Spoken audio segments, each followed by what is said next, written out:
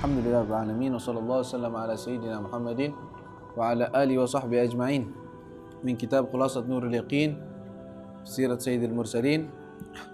Pada pembahasan lalu kita sama-sama membahas tentang Ghazwatu Badr Al-Kubra, peperangan yang terjadi, yaitu peperangan Badr Al-Kubra, yang terjadi pertempuran yang kita tahu jumlah muslimin di saat itu 313 orang dan orang-orang musyrikin sekitar 950 sampai 1000 orang. Dan Allah Subhanahu wa taala memenangkan orang-orang muslimin walaupun jumlahnya mereka sedikit dan persiapan peperangan mereka pun sedikit. Pedang yang ada cuma ada 7, yang lain pakai tombak, pakai kayu, pakai panah seadanya. Tetapi Allah Subhanahu wa taala bantu dengan para malaikat turun.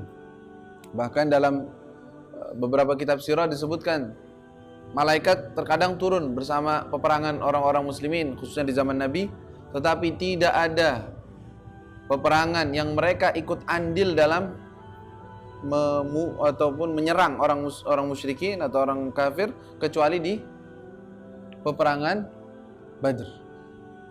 Kecuali di peperangan Badr. Fadribu fawqal anaq wadribu minhum kulla banan. Bahkan pukulan malaikat disebutkan dalam Al-Quran, fadribu fawqal anaq, ke atas leher. Wadribu minhum kulla banan, mukulnya ke ibu jari. Jadi para sahabat tahu yang mati karena pukulan malaikat sama mati sama pukulan mereka bisa bedain. Pukulannya malaikat. Biasanya ada tandanya, ketahuan. Ya, bahkan sebagian dari mereka seperti Al-Abbas Ibnu Abdul Muttalib di saat itu berada dalam pasukan musyrikin. Dia bilang, saya bingung ketika di peperangan itu, tahu-tahu saya udah keikat aja.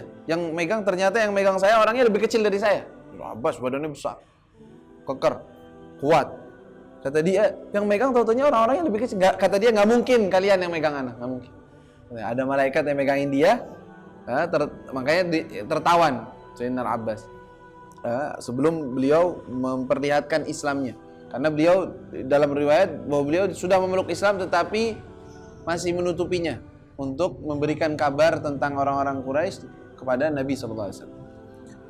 Lalu kita juga udah bahas tentang berapa orang yang tertawan di peperangan Badr. Ya? Berapa orang? 70. Jumlah pasukan musuh sekitar 1000, hampir 950. Yang ditawan berapa? 70 tawanan. Dan yang terbunuh dari orang-orang musyrikin berapa? 70 juga orang musyrikin, 70. Adapun orang-orang muslim yang mati syahid di perang tersebut berapa?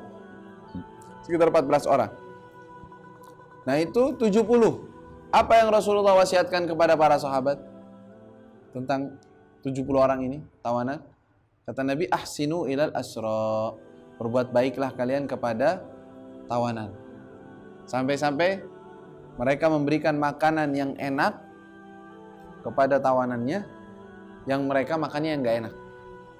Jadi ada makanan nih, kasih bagus, padahal mereka musuh Nabi, ganggu, dan mereka jahat. Kata Nabi, kita berbuat baik kepada asra. Sampai-sampai mereka mendahulukan orang-orang itu. Dan akhirnya ditebus mereka dengan tebusan harta atau apa? Atau mengajarkan anak-anak kecil untuk belajar membaca dan menulis dan membaca. Yang bisa maka dibebaskan. Baik. Pada tahun kedua ini kita akan bahas tentang apa saja sih yang syariat yang diturunkan pada tahun tersebut. Artinya kita tahu Islam itu datang dengan syariat, yaitu perintah dan larangan. Ada yang datangnya dari awal Islam. Jadi awal Islam langsung datang perintah tersebut. Ada yang nanti setelah beberapa saat baru turun. Seperti kita tahu kewajiban sholat 5 waktu. Kapan diwajibkan? Di waktu Isra dan Mi'raj. Kejadiannya kapan? Sekitar 1 tahun atau 2 tahun sebelum hijrah Rasul SAW. Di tahun ke-11, akhir tahun ke-11 atau pada Rajab tahun 11 atau 12. Itu baru sholat. Sebelumnya belum ada sholat 5 waktu. Dalam riwayat tadi mengatakan sholatnya di pagi hari dan di malam hari. Lalu wajib puasa. Kapan wajib puasa? Belum. Nah itu di tahun kedua nanti. Ini akan menyebutkan pada tahun kedua apa saja syariat yang diturunkan, artinya kewajiban yang Allah perintahkan. Di sini disebutkan kalau fi sanati tsaniyah minal hijrah, dan pada tahun kedua daripada hijrah, tahawwalatil qiblah.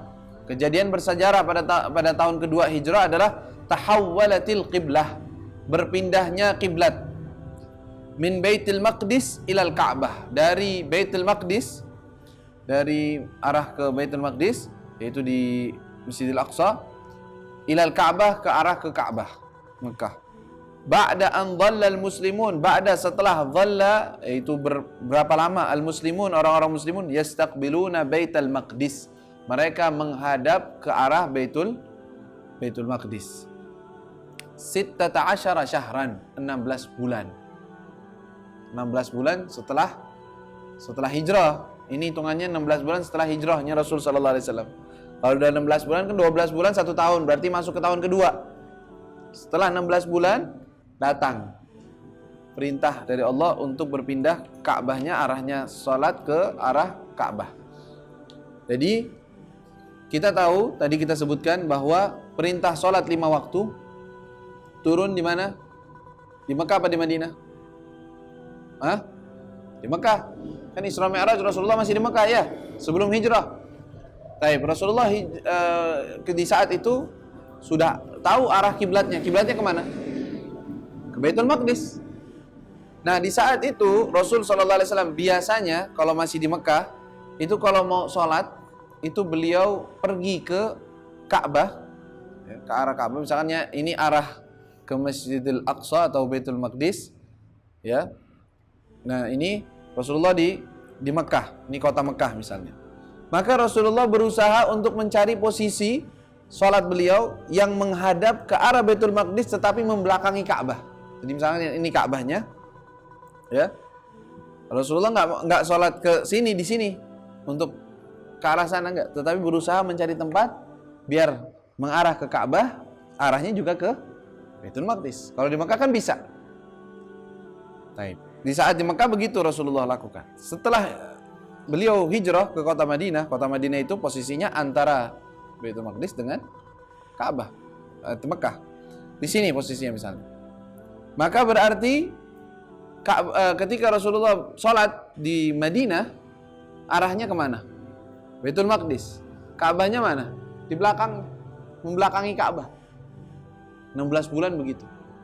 Setiap habis sholat Rasulullah sering melihat ke atas, nunggu kapan kiblatnya dipindah, minta kiblatnya ke sana, nggak mau di sana, sampai berbulan-bulan.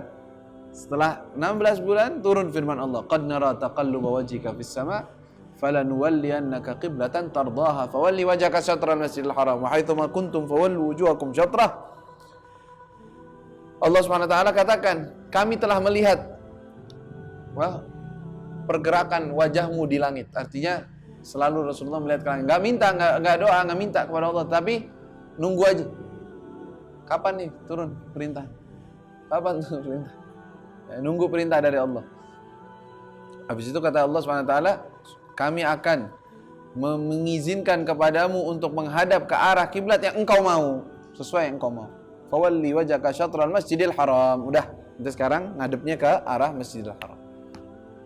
Wa haitsu ma kuntum fawallu wujuhakum syatrah. Dimanapun kalian berada, maka kalian menghadap ke sana. Orang-orang musyrikin ataupun orang-orang Yahudi di masjid di Madinah, kan mereka seneng tuh. Oh, arahnya sama kita, Baitul Maqdis, salatnya sama. Ternyata ketika ngadep ke Ka'bah, oh ganti. Gimana itu agamanya kok ganti-ganti? Kata Allah SWT, memang begitu perintah Allah, terserah Allah. Mau ke arah sana atau ke arah sana. Dan sebagian orang setelah turun perintah tersebut di waktu duhur, ya, duhur Rasulullah udah menghadap ke kiblat. Masjidnya tadi menghadap ke sana. Akhirnya balik ganti arah mihrabnya ke belakangnya. Nah, setelah itu ada orang yang hadir sholat dengan Rasulullah pulang ke arah perbatasan atau keluar dari kota Madinah, ada masjid di situ punya sahabat. Sedang sholat asar, dia teriak. Ketika mereka sholat asar, ngadepnya kemana? Belum sampai ke mereka kabar bahwa kiblat sudah dipindah. Mereka sholatnya ke arah Baitul Maqdis. Nah, ini orang Datang ke situ, oh orang-orang masih ngadep Baitul Maqdis. Demi Allah, kata dia, saya barusan sholat dengan Rasulullah, beliau menghadap ke arah Mekah, ke arah Ka'bah. Mereka ketika dengar, mereka lagi sholat, dengar Rasulullah ngadepnya ke Mekah, gimana ini? Putar balik mereka, nggak keluar dari sholat, lanjut mereka sholatnya, putar balik. Imamnya maju, artinya kan tukar, imamnya pasti belakang, maju ke depan. Terusin sholat mereka. Setelah mereka sholat, dia dilaporkan, sudah. Akhirnya dinamakan tempat itu adalah Masjid Qiblatain. Masjid Qiblat, sampai sekarang masih ada tuh, masjidnya ada, besar. Ya, di Madinah kalau kita lagi ziarah ke sana, insyaallah, ya, di sana ada masjid namanya Masjid Qiblatain. Kok dinamakan Masjid Qiblatain? Karena ada dua kiblat. Ya, Masjid Madinah juga ada dua kiblat, sama? Bukan, karena sholatnya dengan dua arah. Pertama arahnya ke Baitul Maqdis, kedua ke arah ke Ka'bah. Makanya dinamakan Masjid Qiblatain. Lalu mereka juga sebagian dari sahabat yang berpikir, dibilang gini, kita sekarang arahnya ke arah Mekah, arah Ka'bah. Salat orang-orang yang udah meninggal yang arahnya ke Baitul Maqdis gimana itu? Mereka bingung tuh, mikir. Orang-orang yang meninggal di peperangan Uhud atau peperangan yang lain atau meninggal dunia, itu gimana sholat mereka? Kan arahnya belum ke arah Ka'bah. Apa diterima apa enggak ya? Makanya Allah SWT turunkan, wa ma kana Allahu liyudhi'a imanakum innallaha bin-nasi laraufur rahim. Sungguhnya Allah tidak akan menghilangkan iman. Iman di sini artinya sholat. Artinya Allah SWT tidak akan menghilangkan pahala sholat kalian karena kalian sholat mengarah ke Baitul Maqdis, perintah Allah. Dan sekarang mengarah ke Ka'bah, perintah Allah SWT. Nggak ada yang rugi. Taib, itu kejadiannya tuh. Pindah ke Baitul Maqdis. Diriwayatkan bahwa pindahnya itu di bulan Sya'ban. Ya, di bulan Sya'ban juga. Karena wa fi syahri Sya'ban, di bulan Sya'ban juga, di tahun itu juga, aujaballahu shauma Ramadan. Allah turunkan perintah kewajiban puasa di bulan Ramadan. Alal muslimin, bagi orang-orang muslim. Ya. Jadi sebelumnya ada puasa enggak? Ramadan enggak ada. Sebelum Rasulullah hijrah belum ada puasa Ramadan. Ada riwayat puasanya Asyura, ada yang riwayat yang lainnya. Tapi yang jelas kewajiban puasa di bulan Ramadan adalah terjadi pada tahun kedua dari hijrahnya Rasul sallallahu alaihi wasallam. Wa fi Sya'ban aujaballahu shauma Ramadan. Kenapa? Apa hikmahnya puasa? Salah satu hikmah disebutkan di sini di kitab kita, liyadzuqas shaim syiddatal ju' wal 'atash. Untuk merasakan orang yang berpuasa beratnya lapar dan haus. Fatalinu nafsuh, maka jiwanya, nafsunya menjadi lembut. Ya, fatalin nafsuh wa tatahadzab khuluquh, dan akhlaknya menjadi lebih baik. Ya. La ilaha illallah, katanya. Fayasul alaihi badlus sadaqat, maka mudah untuk mereka untuk bersedekah, untuk jadi yang lebih baik. Dan Allah jadikan bulan Ramadan adalah bulan yang paling mulia. Syahrul Ramadan alladzi unzila fihil Qur'an hudan linnasi wa bayyinatin minal huda wal furqan famin syahida minkum syahra falyasumhu, itu perintahnya. Siapa kalian melihat bulan tersebut maka puasa, wajib puasa bulan Ramadan. Tuh para sahabat ujiannya, lihat. Bulan Sya'ban wajib puasa. Tapi peperangan tetap ada. Rasulullah peperangan Uhud, Badr terjadi di bulan apa? Bulan Ramadan. Mereka sedang puasa. Wajib puasa. Dan walaupun pertama-pertama daripada kewajiban puasa ada keringanan, yaitu masih boleh milih. Pertama kali ketika turunkan kewajiban puasa, boleh pilih mau puasa atau bayar fidyah. Kalau nggak puasa bayar fidyah dulu. Setelah itu Allah ganti lagi hukumnya. Puasa, kalau yang nggak puasa ya diqadha nanti. Kalau memang dia nggak bisa puasa karena ada uzur, musafir, diqadha, wajib diqadha. Nggak bisa bayar fidyah kecuali orang-orang tertentu yang sudah kita pelajari itu. Ya. Biar kita tahu kadang dalam hukum syariat Islam ataupun pertama kali turunnya syariat itu kadang-kadang ada nasikh, ada mansukh, ada syariat pertama diturunkan begini lalu nanti dirubah oleh Allah SWT dengan begini. Kenapa? Apa enggak langsung aja? Hikmah dari Allah SWT. Allah maunya begitu. Ya, menguji ujian untuk kita dan untuk memperlihatkan mana yang taat kepada Allah, mana yang enggak.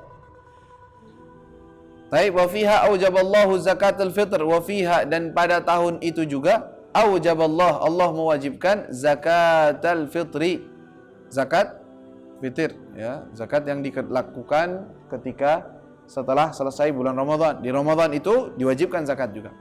Rahmatan lil fuqara wal masakin. Sebagai apa? Kenapa diwajibkan? Rahmatan, sebagai kasih sayang, rahmat, bil fuqara, bagi orang-orang fakir, wal masakin wad du'afa, dan orang-orang yang miskin dan du'afa yang lemah. Wasaddan li hajatihim, dan untuk menutupi sebagian dari hajat mereka, kebutuhan mereka, wal idkhalis surur alaihim, dan untuk memasukkan kebahagiaan dalam hati mereka. Artinya sepertinya pada waktu hari raya jangan sampai ada orang yang nggak makan. Harus mereka semua dapat jatah makan semuanya, beras. Makanya dibagikan kan kita makanan pokok tuh yang dijadikan zakat fitrah.